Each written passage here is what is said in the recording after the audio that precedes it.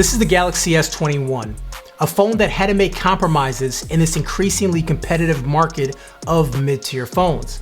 Premium phones are becoming more premium with a premium price tag to match. And if you want something more premium, Samsung has the S21 Ultra. But today's video is all about the Galaxy S21. It comes in at $799, which is $200 cheaper than last year's S20. I think it's only fair to grade on a curve based on price, as this phone doesn't have all the same premium materials and specs that you'll find on a phone this year for $1,000. First, let's talk about these compromises and get that out of the way. The phone is made from plastic, and it's not plastic that we've seen in the past. This plastic is smooth to the touch, fingerprint resistant, and it's durable. There also isn't a headphone jack as expected, and no SD card slot. I stream music and my pictures are backed up to Google Photos, which I love. And yes, those things do cost money. Lastly, one trend that I can't get behind is the removal of the AC adapter that plugs into the wall. Apple did it first and Samsung followed, and I'm sure other companies will do it too. Yes, you can use your previous charger, but I think if you're paying this much money, you should get an adapter with the phone. I said that about the iPhone, I said it about Samsung, and I will say it about whomever does it next. Let's talk about how the phone feels in the hand day to day. At this size, it's not one-handed friendly all the way, but it's very easy to use and it's comfortable. If you do want a larger experience, you can go with the S21 Plus, which is essentially the same phone internally as the S20 with a few small differences. I think Samsung, as always, makes a beautiful phone, and they even find a way to make this camera module on the back look pretty attractive. The on-screen fingerprint reader has gotten better. It's actually larger and easier to hit, but I still like Face to Unlock. I will say it is nice to have both options because when you're out and about, you're obviously wearing a mask, so having the option to just use your fingerprint is really nice. You know, the two-tone color design is a great change, and the colors that are available for this phone are unique and fun. Of course, if none of those colors tickle your fancy, my sponsor Dbrand can give you a unique look for less than 15 bucks. These vinyl skins do not only provide a different texture, but they can also give you a unique look that you won't find anywhere else. Hit my links below to Dbrand your device. So this phone does have the latest specs that you can expect from a Galaxy device. Internally, it has a Snapdragon 888 processor, which is the newest one available, 8 gigabytes of RAM, and 128 or 256 gigabytes of base storage. The screen has adaptive refresh at 120 Hz, Full HD Plus. I know some people would see this as a compromise, as last year's phone was 120 Hz and it was Quad HD, but not at the same time. This year, there is no Quad HD option.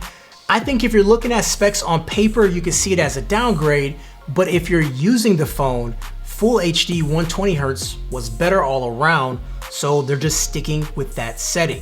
Samsung is right up there with the best screens available. It's super bright, vibrant, and OLED, so the black levels are superb. You can also fine-tune the screen to match it to how you like. I know with Samsung phones, there are a litany of settings and configurations, and sometimes it's a bit much, but as a person who loves to tinker and customize things, it's great to have this much control and flexibility. But it can be overwhelming to many people, so that's something to be mindful of. Now, since this phone is running the latest processor from Snapdragon, I don't need to talk about performance too much, since it's always the same thing. It's super fast, responsive, and the high refresh screen makes performance feel even faster than before.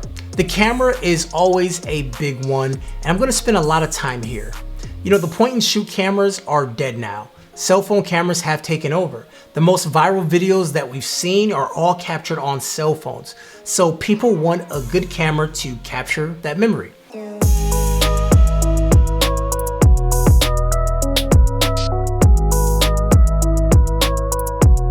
The S21 and the S21 Ultra have different camera setups, so I will talk about the Ultra in a completely different video.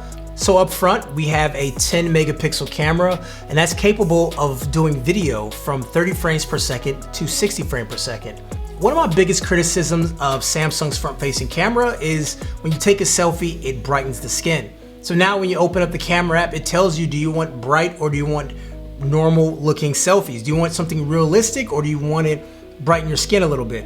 I think the natural looking selfies are better, but of course you now have that option. You know, it may struggle a bit if someone has a lot of hair, like on my son, sometimes it cuts my ears off, but overall, unless you're pixel peeping and zooming in, I think it looks really good. It separates the background from the foreground and the picture is very sharp and detailed. Overall, I am happy with the front-facing camera, just hopefully next year it gets a little bit better. The rear cameras, there's a lot going on here, but I'll tell you that it's exactly as the same as the Galaxy S20. So if you love that camera, you'll love this one. There is a triple camera setup on the back with ultra wide, wide, and telephoto. You know, used in the perfect scenario, ultra wide can be a useful tool and something that's super fun to use. The wide angle lens, which is the default camera, to me is the best lens on the camera. Outdoors, I love the image that it produced with HDR enabled. You know, this camera is just my favorite as an outdoor camera. This camera also has a 3x hybrid zoom, which I think is really good. Taking pictures from 3x away, it doesn't lose any light or any image quality. I have nothing bad to say about it. Then we have the space zoom, which is 30x on this camera. It's using software trips and optics and all these things to zoom really far. You know, it was used as a party trick last year as the practicality wasn't there, but this year, to me, I think it looks better and it's usable. Subjects that are far away, like a building or trying to read a sign, that's where it works, but not so much for people. There was a lot of things that I said about this phone, and for good reason. This is a super solid phone with some great features. For $799, this is a solid value, and you can actually get it for even cheaper if you trade a phone in. Now, many people will get hung up on things that it does not do, but for the things that it does, it's great. This phone is a great compromise. Yes, you give up things, but you save $200 on improvements and everything across the board. Kevin the Tech Ninja. If you enjoyed this video, give it a thumbs up, hit subscribe. Holler at you guys later.